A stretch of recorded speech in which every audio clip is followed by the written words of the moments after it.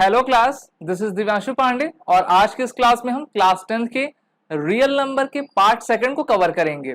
Part first में हमने real number के कॉन्सेप्ट को कवर किया था और आज के इस क्लास में हम पार्ट सेकंड और उसके न्यूमेरिकल्स को कंडक्ट करने वाले हैं। तो आप सभी अपनी कॉपी पेन लेकर तैयार हो जाइए, जिससे कि आपके क्लास 10 के फर्स्ट चैप्टर रियल नंबर में जितने इंपॉर्टेंट क्वेश्चंस हैं उनको आप आज के इस क्लास के जरिए लगा सके।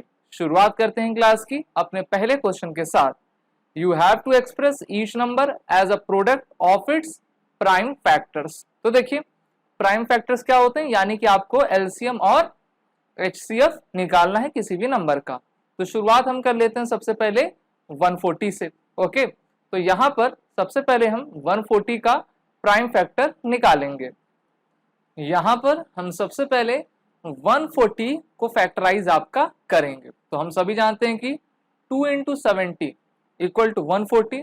इसको हम और भी आपका सिंपलाइज कर सकते हैं, जैसे कि 2 इंटू 2 इंटू 35, यानी कि 35 टू जा 70। ओके, इसको और हम सिंपल कर सकते हैं 2 इंटू 5 इंटू 7। तो ये क्या हो गया आपका प्राइम फैक्टर्स, इसके हमने निकाल लिए। अब आप कहेंगे सर प्राइम फैक्टर होता क्या है? बिल्कुल, ये काफी इंपॉर्टेंट चीज है। तो प्राइम फैक्टर ऐसे फैक्टर्स होते हैं किसी भी नंबर के जिनका जो फैक्टराइजेशन करने पर वो सिर्फ 1 या फिर खुद से वो कटे 1 एंड इटसेल्फ से, ओके, वो डिवाइड हो, तो उसको हम प्राइम फैक्टराइजेशन कहते हैं। बाकी आप 156 का भी निकाल सकते हैं। तो चलिए 156 का भी निकाल लेते हैं और बाकी का आप कर लेना।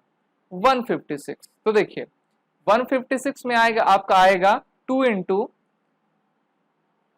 78, और 2 इंटू 78 को हम लिख सकते हैं 2 इंटू 239। ओके, क्योंकि यहां पर आप देखो 39 2 जा 2 9 जा 18 1। ओके, फिर इसको हम सिंप्लीफाई करते हैं तो आपका 39 किसकी टेबल में आएगा? 3 13 जा। ओके, तो आपका ये क्या हो गया प्राइम फैक्टराइजेशन 156 का हो गया। इसी तरीके से हमको एकदम लास्ट तक ले जाना है, जहां तक जो भी नंबर रहे उसके प्राइम फैक्टर्स को हम निकाल सकें। नेक्स्ट क्वेश्चन यहां पर आपसे पूछ रहा है कि you have to find the LCM and HCF of the following pairs of integers and verified that LCM into HCF equal to product of the number. तो देखिए यहां पर आपको क्या निकालना है कि product of two numbers equal to LCM into HCF. सबसे पहले हम 26 एंड 91 का करेंगे, दूसरा आपके लिए होमवर्क रहेगा। शुरुआत करते हैं, आपके एलसीएम निकालते हैं 26 का। ठीक है, तो जब हम 26 का एलसीएम देखेंगे तो हम ये देखेंगे कि 2 इंटू 13, ओके, और 91 का भी हम देख लेते हैं, और 91 का फैक्टर आपका 7 इंटू 13 रहेगा। ओके, तो इससे हमको एलसीएम क्या मिलता है? 26 और 91 का आपका 2 7 एंड 13 मिलता है। ओके, और वहीं जो एचसीएफ इसका रहेगा 26 एंड 91 का, वो हमें मिलता है 13। अब एलसीएम में आपको क्या लेना होता है? Least common factors. ओके, तो यहां पर आपका 2 7 13 था, वहीं हाईएस्ट कॉमन फैक्टर आपका क्या है? 13 है। देखिए 13 इसमें भी कॉमन है और इसमें भी आपका कॉमन है। अब यहां पर आपसे क्या कहा जा रहा है कि एलसीएम इंटू एचसीएफ करना है। तो एलसीएम इंटू एचसीएफ यानी कि 2 इंटू 7 इंटू 13 इंटू 13 आप करोगे तो आपका 23 इंटू 66 आपका आएगा। उसी तरीके से उसके बाद product of the two numbers कर देना है।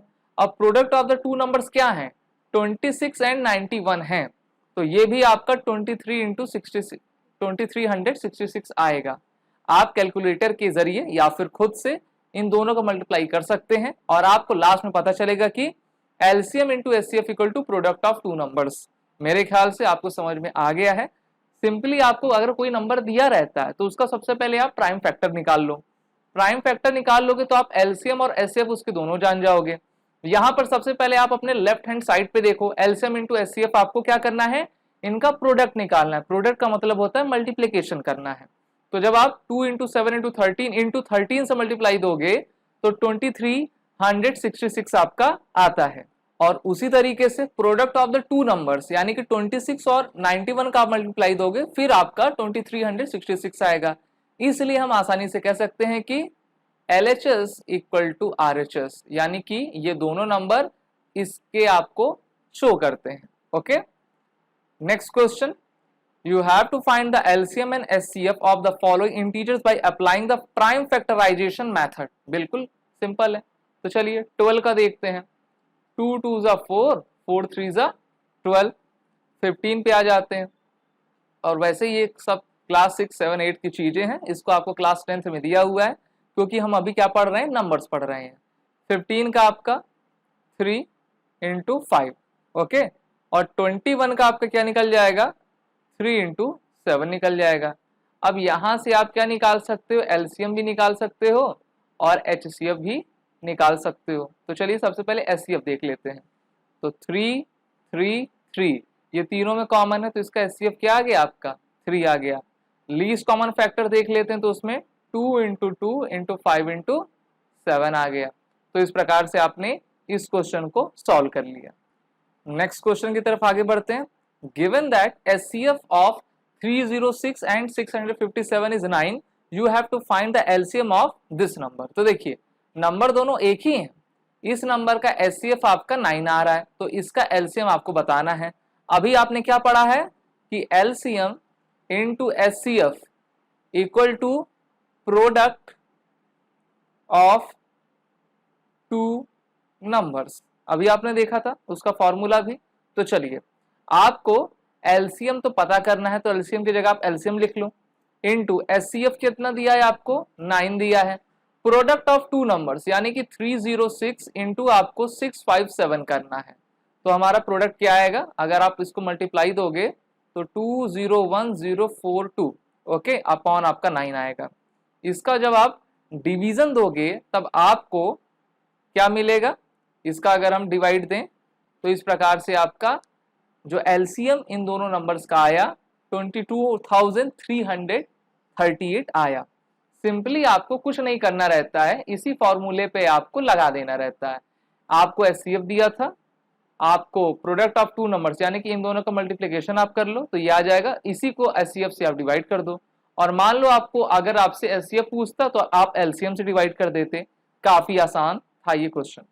नेक्स्ट क्वेश्चन, यहां पर आपसे पूछा गया है कि you have to check whether 6n that is 6 power n can end with the digit 0 for any natural number. तो देखिए अगर कोई आपका नंबर 0 पर एंड होता है तो हम कह सकते हैं कि हाँ वो आपका 5 से जरूर कटेगा।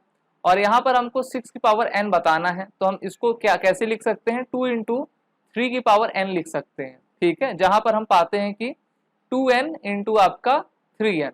ठीक है, अब अगर ये आपका 0 पर एंड होता तो ये आपके 5 से डिवाइड हो सकता था, लेकिन 6 की पावर n किसी भी प्रकार से आपका डिविजिबल नहीं होती है, इसलिए हम कह सकते हैं कि आपका जो 6 की पावर n है वो नेचुरल नंबर नहीं होगा। अब आप कहेंगे सर कैसे नहीं होगा, तो चलिए अगर मैं 6 की पावर n पर मान लीजिए मैं 2 लगा देता हूं तो आपको क्या मिल जाएगा, 36।